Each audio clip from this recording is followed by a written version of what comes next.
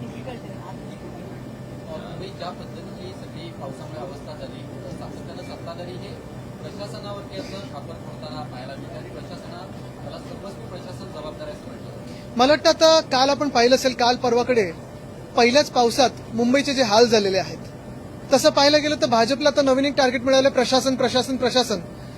मॅनहोलमध्ये देखील महापौरांच्या समोर जी व्यक्ती पडली त्याच्यावर चौकशी, कोणी काही झालं तर प्रशासन, पहिलं नेहरू मग ठाकरे मग प्रशासन, असे 3 टार्गेट आता भाजपला मिळालेले आहेत. पण महत्वाची गोष्ट हीच आहे की अनेक ठिकाणी आपण पाहतोय गेले 4 वर्ष या महाराष्ट्रात सगळ्याच शहरांमध्ये नगरविकास मंत्री जे आहेत ते स्वतः मिंदे आहेत, ते कुठे दिसेनासे आहेत. अधिवेशनात कधी उत्तर द्यायची नाहीत, आमदारांच्या प्रश्नांना उत्तर द्यायची नाहीत, जनतेला उत्तर द्यायची नाहीत, पैसे खात राहायचे, हे फक्त मिंदेंनी चालवलेलं आहे. आणि आता गेले 1 वर्ष आपण पाहतोय, गेल्या 5 महिन्या 6 महिन्यांमध्ये भाजपची सत्ता आल्यानंतर अनेक महानगरपालिकेमध्ये जी महानगरपालिकेची किंवा शहरांचे हाल झालेले आहेत ते आपण डोळ्यासमोर पाहतोय. तसंच एक उदाहरण द्यायचं म्हणजे जर आपण पाहिलं तर पावसापूर्वी तयारी तर काहीच नव्हती, उष्णता वाढत चाललेली, दुष्काळ वाढत चाललेला. आम्ही 2021 साली जो डिसॅलिनेशनचा प्रकल्प जो सुरू केला होता आतापर्यंत पूर्ण झाला असता तर पुण्यासारख्या शहरामध्ये, मुंबईसारख्या शहरामध्ये पाण्याचे कट्स लागू झाले नसते. पण ह्याच भाजपानी, ह्याच मिंदेनी तो प्रकल्प पुढे ढकलला आणि आपण ह्या राज्याचे हाल पाहिले. बरं, पाऊस आला तर आम्हाला वाटलं होतं पावसाची तरी तयारी राहील, पण ज्या अंधेरीमध्ये गेले 10 वर्ष, आता जवळपास 12 वर्ष भाजपाचेच आमदार आहेत, भाजपा प्रणितच खासदार आहेत, नगरसेवक भाजपचे आहेत, अंधेरी सबवे पहिल्या रिमझिम पावसात पण तुंबायला लागलेले आहे. जे आम्ही 2021-22 साली करून दाखवलं, गांधी मार्केट असेल, हिंदमाता परिसर असेल, मिलन सबवे असेल, हे फ्लड फ्री, पूरमुक्त करून दाखवलं. तर मग भाजप आता गेले 4 वर्ष स्वतःच्या हातात एक तर प्रशासन आणि सत्ता असताना देखील हे का नाही करू शकत? चाटम सगळीकडे बोलतात, शिव्या घालतात, शिवीगाळ करतात, वाटेल ते मनातील ते बोलतात, पण कामावर लक्ष का नाहीये? महापौरांना बांगलादेशबद्दल जास्ती पडलेली आहे पण कामावर लक्ष नाहीये. मुंबईत एका रात्रीत जवळपास 100-150 झाडं पडणं असेल, कोणी इलेक्ट्रिक्युशननी मरते, कोणाच्यावर स्लॅब पडून मरते. आणि हे सगळं झाल्यानंतर आपण पाहतो इथे अमित चाटम या पायऱ्यांवर हसतायत की काल काय झाडांवर होतं, आज मॅनग्रोव्हवर, आज मॅनहोलवर आहे. म्हणजे हे निर्लज्जपणा, ही लूट, हा भ्रष्टाचार कुठेही आहे ना. प्रशासन चालवता नाहीत, ना शहरांचं प्रशासन चालवता येतं, ना देश चालवता येत, ना एक मंदिराचं प्रशासन चालवता येतं तर फक्त लुटता येतं. आणि काल दुर्दैवी हे एका बाजूला हे सगळं चालू असताना दुसऱ्या बाजूला हनुमानांचा अपमान, हिंदूंचा अपमान म्हणून भाजपचे जे अध्यक्ष आहेत नितीन नाबिन यांच्यासमोर हनुमानांना नाचवतायत. ह्याच्यापेक्षा मला वाटतं दुर्दैवी आपल्या देशात अजून काही नसू शकतं. हे काल दिसले दृश्य. पुण्याचं मिसिंग लिंक ज्याचं उद्घाटन इतकं थाटामाटात केलं गेलं, कोटी रुपये खर्च केले गेले, त्याच मिसिंग लिंकचा एक भाग कोसळला आणि जवळपास 17 तासांसाठी तो लिंक बंद होता. बरोबर आहे, कारण एकच आहे, आपण पाहिलं असेल, ही मिसिंग लिंक खरं तर 2015 साली चालू झाली होती. मिंदेंनी त्यावेळी मला नेलं होतं आणि मोपलवार आमच्या सोबत होते, तेव्हा आम्ही जाऊन पाहणी करून आलो. आता सुरू होते होते होते करताना जेव्हा सुरू केली असेल, पण हीच मिसिंग लिंक जवळपास 4 वर्षाहूनही अधिक डिले झालेली आहे. हजारो कोटींनी ह्याचं एस्केलेशन झालेलं आहे. 7,000 कोटी 7,500 कोटीवर ह्याचं कॉन्ट्रॅक्ट गेलं होतं. आणि हे सगळं झाल्यानंतर इन्फ्रामॅन मीच आहे म्हणून सीएम आणि डीसीएम मध्ये जो सतत वाद चालू असतो ते प्रूव्ह करायला, ते तुम्हाला दाखवायला, कोणी जी वॅगन मर्सिडीज चालवत आहे, कोणी दुसरं काय चालवत आहे. आणि उद्घाटन केल्यानंतर आम्ही 15 जूनला जेव्हा मुंबई पुणे केलं त्यानंतरच सांगितलं होतं मी की 50 फूट देखील सपाट नाही, वरती खालती आहे. त्यानंतर पुढच्या आठवड्यात खड्डे पडले आणि काल दरड तर कोसळलीच, मला वाटतं ते कमान पण कोसळली आहे तिथे. भयानक प्रकार, म्हणजे राज्यात किती भ्रष्टाचार सुरू आहे तसं बघा. समृद्धीवर खड्डे आहेत, इथे खड्डे आहेत. तो गोरेगावचा पूल, मृणालताई गोरे फ्लायओव्हर, तो देखील उद्घाटन केल्या 4 तासामध्ये एका स्कूटरचं स्टँड त्याच्यात खचला. एवढं भयानक काम हे भाजप करतं आणि असाच भ्रष्टाचार यांनी राम मंदिरात केलेला आहे. एक मिनिट, हे पूर्ण केल्यानंतर अयोध्येवर आता काल वातावरणी बदलावर बोलायला लागलेत. मी गेले 10 वर्ष बोलतो त्याच्यावर, काल बोलायला लागलेत मुख्यमंत्री.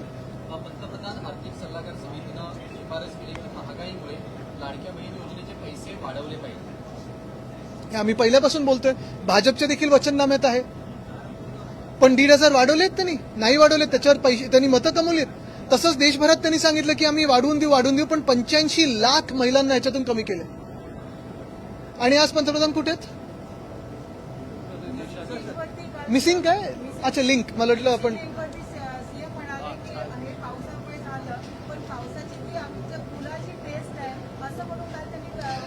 आता मी ह्या देशातल्या सर्व इंजिनियरना विचारत आहे, आतापर्यंत जे रस्ते होते ते रस्ते एकदा बनले, टेस्ट झालं, सेफ्टी चेक झालं की उद्घाटन व्हायचं आणि ते चांगले चालायचे.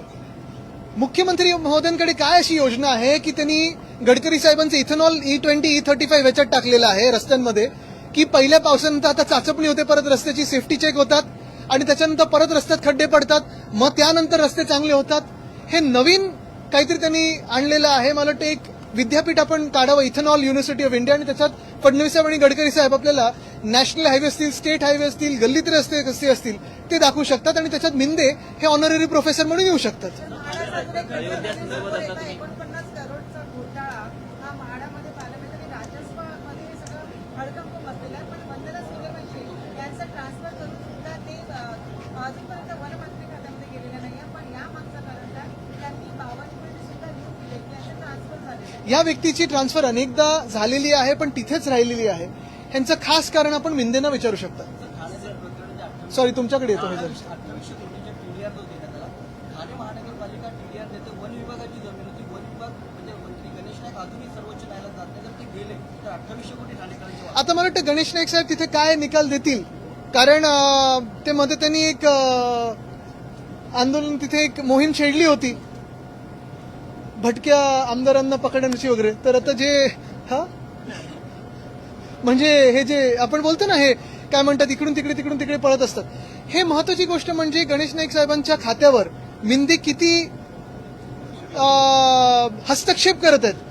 जे मिंदे आधी रडायचे, माझ्या खात्यात हस्तक्षेप होतो, आता आपल्याला कळेल. सर, ज्या प्रकारे शिवसेनेने राम मंदिराला जी कांद्याची भेट दिली चोरी लागली असं तुम्ही म्हणताय, पण जेव्हा आम्ही खजिनदार जे गोविंददेव महाराज त्यांना विचारलं असतं, त्यांची अशी प्रतिक्रिया आहे की तुम्ही कोणाला भेट दिली, जर काल जवळपास सगळे जे चोरीचे जे गेलेले जे सामान त्यांनी दाखवून दिलं होतं, तुम्ही मंदिर, मला वाटतं आपण पाहिलं असेल काल ते कोण, दोन लोक, अनिल मिश्रा आणि चंपतराय, हे दोघांची जेव्हा काल राजीनामे घेतले गेले, पहिली गोष्ट म्हणजे त्यांची राजीनामे घेतले गेले म्हणजे एक तिथे एस्टॅब्लिश झालेलं आहे की त्या सगळ्या ह्याच्यात अनियमितता झालेली आहे, घोटाळा झालेला आहे. नाहीतर काय उगाच असंच दुसरं कोणतरी बसवायचंय म्हणून आम्ही राजीनामे घेतो असं नाही झालेलं आहे. देशातल्या हिंदूंनी, करोडो हिंदूंनी जेव्हा प्रश्न विचारले तर चंपतराय आणि अनिल मिश्रांना राजीनामा द्यावा लागला. पण त्यांच्या बदली कोण आणलंय? दुसरे जे एक आहेत, दुसऱ्या घोटाळ्यात पकडले गेले होते त्यांना आणलेलं आहे. तिसरी गोष्ट म्हणजे चंपतराय असतील की अनिल मिश्रा असतील की संपूर्ण ट्रस्ट जी आहे त्याला बसवलं कोणी होतं? तर प्रधानमंत्री महोदयांनी बसवलं होतं, भाजपच्या केंद्र सरकारने बसवलं होतं. आज देशातला लाखो करोडो हिंदू जेव्हा जागृत झालेला आहे आणि विचारत आहे की ज्या राम मंदिरासाठी तुम्ही आम्हाला आंदोलनं करायला लावली, तुम्ही मोर्चे काढायला लावले, तुम्ही रथयात्रा काढली, तुम्ही निवडणुका जिंकलात, आमच्याकडून मतं घेतलीत, आम्हाला फसवलात भाजप म्हणून, त्याच राम मंदिरात तुम्ही घोटाळा करता निर्लज्जपणे, तेव्हा तुम्ही उत्तर द्यायला कुठेही पुढे नाही येत. जे सगळे हिंदुत्ववादी म्हणून गेले होते ना, आमच्याकडून पळून आमदार पळकट इथून गेले होते की आम्ही आता हिंदुत्व सोडलं म्हणून आता हिंदुत्व पकडायला चाललोय, तिथे हिंदुत्व पकडायला चाललोय.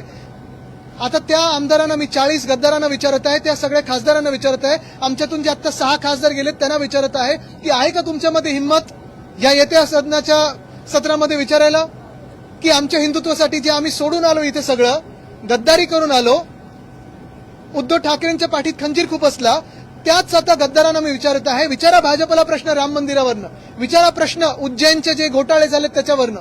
उज्जैनच्या घोटाळ्यामध्ये मुख्यमंत्री स्वतःचं आलेलं आहे, तरी हिंमत नाही यांच्यामध्ये प्रश्न विचारायची.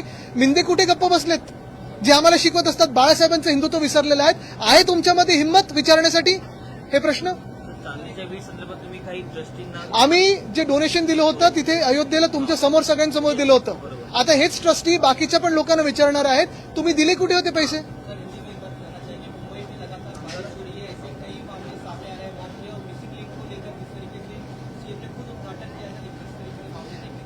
आज आपने देखा होगा पिछले 2 दिनों में जो बरसात हुई है, पूरा का पूरा टारगेट भाजपा ने प्रशासन को किया है. कभी नेहरू को ब्लेम करते हैं, कभी ठाकरे को ब्लेम करते हैं, कभी प्रशासन को ब्लेम करते हैं, लेकिन जिम्मेदारी स्वीकारते नहीं कभी. जो फेलियर है ये भाजपा का है. पिछले 4 साल से सारे शहर के प्रशासक ये भाजपा के हाथों में है, मिंदे के हाथों में है. नगर विकास खाता उनके पास है, मुख्यमंत्री खुद के है, और आज उनमें हिम्मत नहीं है कोई जिम्मेदारी स्वीकारने की. बात यही है, अंधेरी जैसे सबवे में पहली बरसात में अगर पानी भरता है, पिछले 12 साल में वहां के सांसद भाजपा के हैं, विधायक भाजपा के हैं, नगर निगम में कॉर्पोरेटर भाजपा के। अगर ये बात है तो फिर क्यों दूसरों पे आप गाली गलौज करते हो, क्यों दूसरों पे जिम्मेदारी डालते हो, क्यों स्वीकार नहीं करते कि ये खुद की जवाबदारी थी। जैसे हमने हिंद माता हो, गांधी मार्केट हो या मिलन सब हो, फ्लड फ्री करके दिखाया मैंने, 2 साल में कर दिखाया था। 4 साल इनके हाथों में सारे सरकारी यंत्रणा है, क्यों नहीं कर पाए। मिसिंग लिंक की भी यही बात है, पैसा तो खाने के लिए आगे रहते हो आप, जिम्मेदारी क्यों नहीं स्वीकार सकते हो आप। बारिश गिरने के बाद खासकर हम देख रहे हैं कि मुंबई की कई सड़कों पर अगर जितने फ्लाईओवर्स हैं उसमें पॉट होल्स हैं बहुत बड़े बड़े। बीएमसी हमेशा करोड़ों रुपए खर्च करती है, आपके समय भी वही स्थिति थी। क्या लगता है कि सिर्फ ये पैसे खड्डों में ही जाने वाले इस बार में? मैंने पहले भी कहा है कि हमारे समय का जो सारे, अगर आप डिवीजन ऑफ वर्क देखें तो नेशनल हाईवे का भी वेस्टर्न एक्सप्रेस हाईवे था, ईस्टर्न एक्सप्रेस हाईवे था, ईस्टर्न फ्रीवे था, पीडब्ल्यूडी के रास्ते थे, एमएसआरडी के रास्ते थे। लेकिन अभी तो ट्रिपल इंजन की सरकार है, ऊपर से नीचे तक भाजपा है, तो फिर क्यों नहीं काम कर पाती है। पैसे खानों में व्यस्त है। अगर वो पैसा खाना है भाजपा को तो मंदिर में भी खाती है, पॉटहोल में भी खाती है और हर जगह खाती है। दूसरा हम देखें राम मंदिर को लेकर सवाल ये है कि मैं सिर्फ यही पूछना चाहता हूं कि आज देश में जो सारे हिंदू जागरूक हुए हैं, आज सवाल भाजपा से पूछ रहे हैं कि राम मंदिर की दान पेटी से पैसा आपने जो खाया है, इस्तीफा तो आपने कल लिया चंपत राय का और अनिल मिश्रा का, लेकिन सिर्फ इससे चलेगा नहीं। सुप्रीम कोर्ट मॉनिटर्ड या एक सुप्रीम कोर्ट जज मॉनिटर्ड हमें एक फ्री एंड फेयर इन्वेस्टिगेशन चाहिए, और सिर्फ इस्तीफों से होगा नहीं, हमें कार्रवाई चाहिए, हमें पनिशमेंट जिन्होंने इस मंदिर को लूटा है उनको देना जरूरी है। राम मंदिर के